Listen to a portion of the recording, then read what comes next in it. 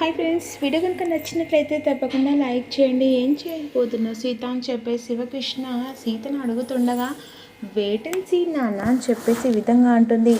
నా చేతులు మెల్లగా తీస్తున్నాను, కళ్ళు తెరిచి చూడు మామ అని చెప్పేసి ఈ విధంగా సీత ఐస్ ఓపెన్ చేయమని రామ్కి చెప్తూ ఉంటుంది. ఒక్కసారిగా కళ్ళు ఓపెన్ చేసి చూసేసరికి సుమతి ఫోటో ఎదురుగా ఉంటుంది. షాక్ అయిపోతాడు రామ్.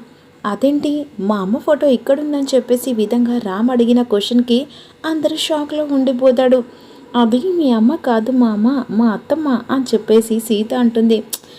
నాకు అమ్మిన తర్వాతే కదా నీకు అత్తమైందని చెప్పేసి ఈ విధంగా రామ్ అంటుండగా, లేదు మామ, నాకు అత్తైన తర్వాతే నీకు అమ్మైంది అని చెప్పేసి సీత అంటుంది. కాలేదా మామ, ముందు తను నాకు అత్తయ్య అయిన తర్వాతనే నీకు అమ్మైంది ఏంటి మామ, ఇంకా అర్థం కావట్లేదని చెప్పేసి సీత అడిగిన క్వశ్చన్కి అందరూ షాక్లో ఉండిపోతారు. మీ అమ్మ మా అత్తయ్య ఎవరో కాదు, మా నాన్న చెల్లెలు సుమతి అని చెప్పేసి సీత చెప్పిన క్వశ్చన్కి ఒక్కసారిగా షాక్లో ఉండిపోతాడు రామ్. నువ్వు చెప్పేది నిజమా సీత అని చెప్పేసి రామ్ అడిగిన తర్వాత అక్షరాల నిజం మామ, మీ అమ్మ సుమతి నాకు మేనత్త అని చెప్పేసి ఈ విధంగా సీత అంటుంది. వెంటనే శివకృష్ణ, నువ్వు నా చెల్లెలి కొడుకువా బాబు, ఇక బామ్మ కూడా నువ్వు నా మనవడి బాబు, అంటే ఇక నా కూతురి కొడుకువి నువ్వు అని చెప్పేసి బామ్మ కూడా అంటుంది. లలిత కూడా, అంటే మా మేనల్లుడే నాకు అల్లుడే అన్న మాట అని చెప్పేసి అంటుండగా,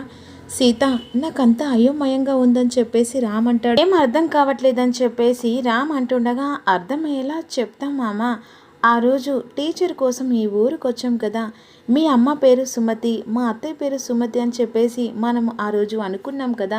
ఈరోజు నాన్న మా అత్తయ్య ఫోటో పంపించారు.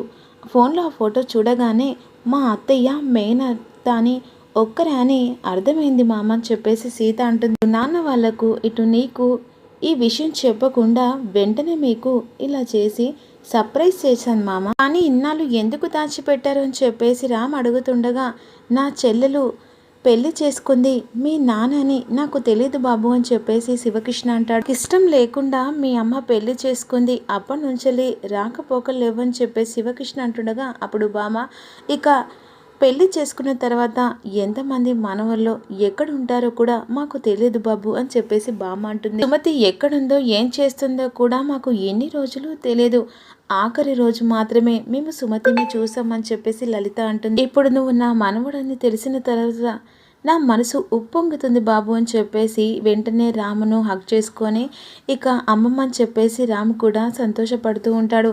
ఇక అలా అమ్మమ్మ ముద్దుల వర్షం కురిపిస్తూ ఉంటుంది మనవడికి. చెల్లెలకి ఇంత పెద్ద కొడుకు ఉంటాడని, తనే నా ఇంటి అల్లుడు అవుతాడని నేను ఊహించలేదు రామ్ అని చెప్పేసి శివకృష్ణ అంటాడు. మామయ్య అని చెప్పేసి శివకృష్ణను హక్ చేసుకుంటాడు. శివకృష్ణ కూడా చాలా హ్యాపీగా ఫీల్ అవుతుండగా, ప్రేమ పెళ్లి చేసుకొని సుమతి ఇంటితో దూరమైందని అనుకున్నా, కానీ తన కొడుకుని ఇంటికి అల్లుడుగా పంపించి రక్త సంబంధాన్ని ఇలా పంచుకుంటుందని అనుకోలేదని చెప్పేసి లలిత అంటూ ఉంటుంది. అత్తమ్మ మజాక్ అని చెప్పేసి ఈ విధంగా సీత అంటుండగా, అంటే ఇన్నాళ్ళు మా అమ్మను మిస్ అయ్యారన్నమాట. ఇక ఈ సంతోషంలో సాడ్ న్యూస్ చెప్పినందుకు సారీ అని చెప్పేసి ఈ విధంగా రామ్ అంటూ ఉంటారు. నేను మా చెల్లి కూడా అమ్మను మిస్ అవుతున్నాం, మేము చిన్నగా ఉన్నప్పుడే మా అమ్మ ప్రమాదంలో మిస్ అయిపోయింది. ఆ మాట విని అందరూ షాక్ అయిన తర్వాత, అవునాన్న అత్తమ్మ చనిపోయిందని అందరూ అనుకుంటున్నారు, కాకపోతే నాకు అత్తమ్మ బ్రతికే ఉందని అనిపిస్తుంది అని చెప్పేసి సీత అంటూ, అనిపించడం కాదు సీత, అది నిజం, మీ అత్తయ్య బ్రతికే ఉందని చెప్పేసి శివకృష్ణ మాటలు విని రామ్ సీత షాక్ అయిపోతారు. ఏంటి మామయ్య, మా అమ్మ బ్రతికే ఉందని చెప్పేసి రామ్ అడుగుతుండగా, అవును బాబు, ఇక సుమతి వదిన ఈ ఇంటికి వచ్చింది, ఇక తను ఇక్కడే ఇన్ని రోజుల దాకా ఉంది, మళ్ళీ వెళ్ళిపోయిందని చెప్పేసి లలిత అంటుంది. ఏంటి అమ్మ, అత్తయ్య ఇక్కడికి వచ్చిందా, మీతో ఉందా అని చెప్పేసి సీత అంటుండగా, అవును సీత ఇక్కడికి వచ్చింది, ఆ రోజు సీతారాముల కళ్యాణాన్ని కూడా మీ అత్తయ్య గుడి దగ్గరికి వచ్చింది, మాతోనే ఉందని చెప్పేసి బామ్మ అంటుంది. చెప్పానా మామ, అత్తయ్య బ్రతికే ఉందని చెప్పానా, దేవుడా నా ఊహ నిజం చేసావు, మా అత్తమే మా మేనత్త అని కూడా ఇక బయట పెట్టామని చెప్పేసి సీత అంటూ ఉంటుంది. అమ్మ చనిపోయిందని పిన్ని డాడీ ఎందుకు చెప్పారు, బ్రతికి ఉన్న అమ్మ ఇంటికి ఎందుకు రాలేదు అని చెప్పేసి రామ్ అడుగుతూ ఉంటాడు. కొన్ని కారణాల వల్ల మీకు దూరంగా ఉన్నానని అమ్మ చెప్పింది బాబు అని చెప్పేసి ఈ విధంగా శివకృష్ణ అంటుండగా, అసలు అమ్మ ఎలా బ్రతికింది మావయ్య?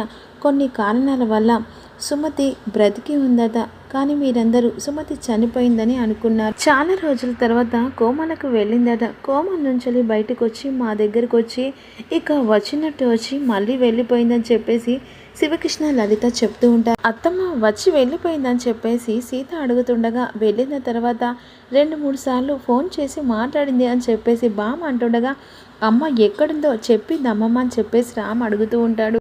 లేదు రామ్, ఇక నా గురించి వెతకదు, నేను బాగానే ఉన్నానని చెప్పింది. మళ్ళీ ఎక్కడ వెనుకలాడితే మాకు దూరం అవుతుందని చెప్పేసి ఆ ప్రయత్నం మానుకున్నామని చెప్పేసి శివకృష్ణ అంటూ, అత్తయ్య ఎందుకలా చెప్పకుండా వెళ్ళింది నాన్నని చెప్పేసి సీత అంటుండే.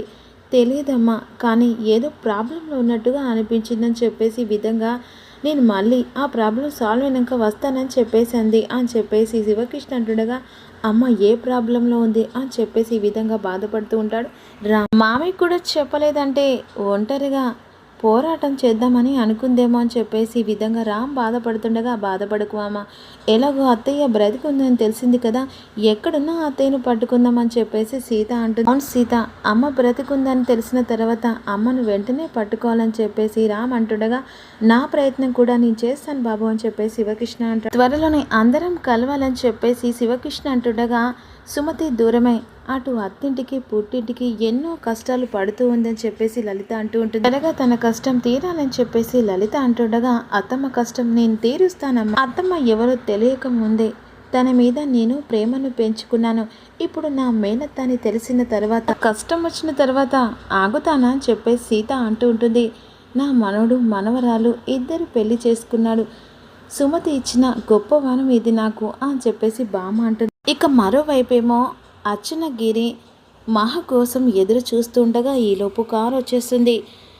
అసలు మహా వదినతో ఈ టీచర్ రావడం ఏంటి అని చెప్పేసి అలా చూస్తుండగా, ఇక జన ఉన్న మహా అలా ఇంట్లోకి వస్తూ ఉండగా సుమతి విధంగా అనుకుంటుంది, ఆయనతో 7 అడుగులు వేసిన దాన్ని నన్ను వెనక్కి నెట్టేసి నువ్వు ఆయనతో 7 అడుగులు వేస్తున్నావు కదా అని చెప్పేసి సుమతి మనసులో అనుకుంటూ ఉంటుంది. ఆ స్థానాన్ని తీసుకున్నావు కదా, అతి త్వరలోనే నీ కాళ్ళ కింద భూకంపం వచ్చేలా చేస్తాను మహాలక్ష్మి అని చెప్పేసి సుమతి మనసులో అనుకుంటూ ఉంటుంది. నా స్థానాన్ని తిరిగి తీసుకుంటానని చెప్పేసి ఈ విధంగా ఇక సుమతి ఇంట్లోకి వస్తుండగా వెంటనే అర్చన, అసలు ఆ సీత ఏం చేసిందో తెలుసా మహా అని చెప్పేసి గబగబా చెప్తూ ఉంటుంది. అర్చన ఏం చేసింది అని చెప్పేసి మహా అడుగుతుండగా, రామ్ తీసుకొని ఆ సీత వాళ్ళ ఊరెళ్ళింది వదినా అని చెప్పేసి గిరి అంటారు. వెళ్ళారా, మొన్ననే కదా వెళ్ళొచ్చారు అని చెప్పేసి జన అంటుండగా, ఎందుకు అక్కడికి వెళ్ళారు అని చెప్పేసి మహా అంటుండగా,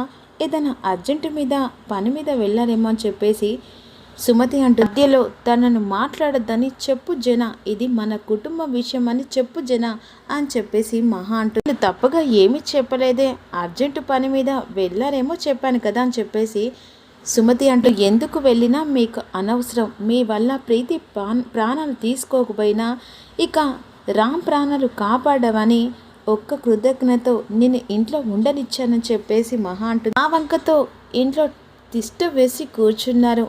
ప్రతిసారి మా ఫ్యామిలీ విషయంలో ఎంటర్ అయితే నేను అస్సలు ఊరుకోనని చెప్పేసి మహా వార్నింగ్ ఇస్తూ ఉంటుంది. దయచేసి మీరు కాముగా ఉండండి, మహాకి కోపం తెప్పించకండి అని చెప్పేసి జన అంటుండగా, ఈ విషయంలో నీకును ఇక మహాకు కోపం తెప్పించే మ్యాటర్ బావగారని చెప్పేసి అర్చన అంటుంది. ఆమెను ఎందుకు మీ ఊరు తీసుకెళ్తానవని సీతని అడిగితే, మొన్నాగిన ఫస్ట్ నైట్ని ఈరోజు జరిపించుకోవడానికి తీసుకెళ్తున్నాను చెప్పింది అని చెప్పేసి ఆ మాట విని జన సుమతి ఒక్కసారిగా షాకే చూస్తూ ఉంటారు. మనం అడ్డుపడతామని అక్కడికి వెళ్ళి ఫస్ట్ నైట్ చేసుకుందంట అని చెప్పేసి గిరి చెప్తూ ఉంటాడు. విషయం మీతో చెప్తానంటే చెప్పుకో, నాకేం భయం లేదని చెప్పేసి నిర్లక్ష్యంగా సీత వెళ్ళిపోయింది వదిన. సీతకు అంత ధైర్యం ఎక్కడిది, అయినా సీత రమ్మంటే రామ్ ఎలా వెళ్ళాడు, అసలు రామ్ సీతలు ఎందుకు వెళ్ళారు, మీరు ఎందుకు అడ్డుకోలేరని చెప్పేసి జన అడుగుతుండగా, మేము ఆపితే ఆగే రకమా సీత అని చెప్పేసి అర్చన కొట్టి వెళ్ళే రకం అన్నయ్య,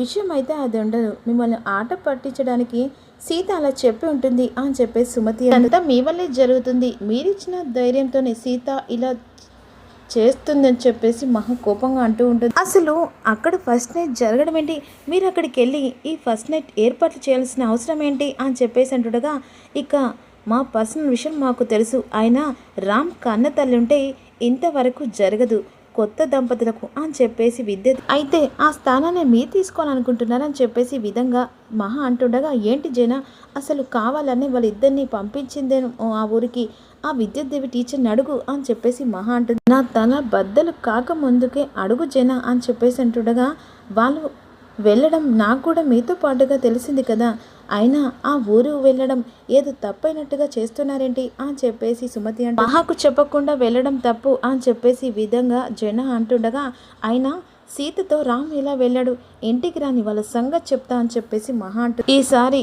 రామ్ సీత వాళ్ళ నా రియాక్షన్ ఎలా ఉంటుందో చూద్దరు అని చెప్పేసి అంటుండగా, అప్పుడు సుమతి అసలు అన్నయ్య వాళ్ళ ఇంటికి రామ్ సీత ఎందుకు వెళ్ళినట్టు అని చెప్పేసి ఆలోచిస్తూ ఉంటుంది. సీత ఇంటికి బయలుదేరడానికి శివకృష్ణతో మాట్లాడుతూ, మీరు ఇక అందరూ కలిసి ఇంటికి రావచ్చు కదా అని చెప్పేసి అంటుండగా, మీరు సడన్గా వచ్చారు కదా సీత, స్టేషన్లో నాకు వర్క్ ఉంది అని చెప్పేసి శివకృష్ణ అంటే వంటలన్నీ లలిత చేసుకొని ఇక కార్లో పెడుతుండగా, అవెందుకమ్మమ్మ అని చెప్పేసి రామ్ అంటుండగా, నువ్వు నా మనవడివిరా, సుమతికి ఇష్టమైన అన్ని పిండి వంటలు చేసి నీకు పెడుతున్నాను చెప్పేసి బామ్మ అంటుంది. ఇదంతా నీ ప్లాన్ సీత అని చెప్పేసి రామ్ అంటుండగా, అవును నీకు సర్ప్రైజ్ చేద్దామని మామ, సర్ప్రైజ్ కాదు సీత సర్ప్రైజ్ అని చెప్పేసి శివకృష్ణ అంటూ ఉంటారు. అసలు ఇది నా మేనమామ ఇల్లని నాకే ఇంత హ్యాపీగా ఉంటాయి, ఇక మా పిన్ని డాడీ ఎంత సంతోషపడతారని చెప్పేసి రామ్ అంటుండగా, మీ నాన్న మాటేమో కానీ మీ పిన్నికి మాత్రం గుండెలు పగులుతుంది అని చెప్పేసి సీత అంటుంది. అలా అంటున్నావు అని చెప్పేసి రామ్ అంటుండగా, అంటే సంతోషంతో ఆమె గుండె ఆగిపోతుందని అలా చెప్తున్నాను మామ అని చెప్పేసి సీత అంటు, తెలియకుండా చాలా మాటలు అన్నాం కదా అని చెప్పేసి శివకృష్ణ అంటుండగా, అవును బాబు వీళ్ళు చూసుకొని ఇంటికి వచ్చి క్షమాపణ కూడా చెప్తామని చెప్పేసి లలిత అంటుండగా, భలేవారు అత్తయ్య, మనలో మనకు క్షమాపణ ఏంటి అని చెప్పేసి రామ్ అంటాడు. ఇప్పుడు రెండు కుటుంబాలు కాదు అత్తయ్య, ఒకటే ఫ్యామిలీ అని చెప్పేసి రామ్ అంటుండగా, మంచి మాట చెప్పావు మనవడని చెప్పేసి బామ్మ అంటు, మా రెండు కుటుంబాలకు నువ్వు ఒక్కనివే వారసుడివి అని చెప్పేసి అంటుండగా, అంటే నేను వారసురాల్ని కాదా బామ్మ అని చెప్పేసి సీత అడుగుతుంది. అంటే పరైదాన్నని చెప్పేసి అంటుండగా, అవును పక్కింటి అమ్మాయివి, పొరపాటున మా ఇంటికి వచ్చావు, చూడు నాన్న మీ మేనన్నుడు ఎలా అంటున్నాడు, రామ్ చెప్పింది నిజమే కదనే అని చెప్పేసి లలిత అంటూ, ఏదో తీర్థయాత్రలో దొరికావు, జాలిపడి పెంచుకున్నాం. అప్పుడు సీత బుంగం బొట్టు పెట్టి, అవునా నానమ్మ నీ కొడుకు శివకృష్ణ కూతుర్ని కాదా అని చెప్పేసి సీత బుంగ మూతి పెట్టి అడుగుతూ ఉంటుంది. కాదే నువ్వు శివంగివి అని చెప్పేసి బామ్మ అంటుండగా, అయితే మా నాన్న కూతురు ఇక ఎస్ఏ శివకృష్ణ కూతురు శివంగినే కదా అని చెప్పేసి సీత అంటున్నమ్మా, నీకు నా ధైర్యం వచ్చింది, అందుకే మామయ్య అందరితో మీలాగే ఫైట్ చేస్తుంది అని చెప్పేసి రామ్ నాన్నకు చెప్తే ఎంత థ్రిల్ అవుతాడని చెప్పేసి రామ్ అంటుండగా, ఈ నాన్న మాటేమో కానీ మీ పిన్ని గుండెలు ఆగిపోతాయి మామని చెప్పేసి మనసులో అనుకుంటూ ఉంటుంది.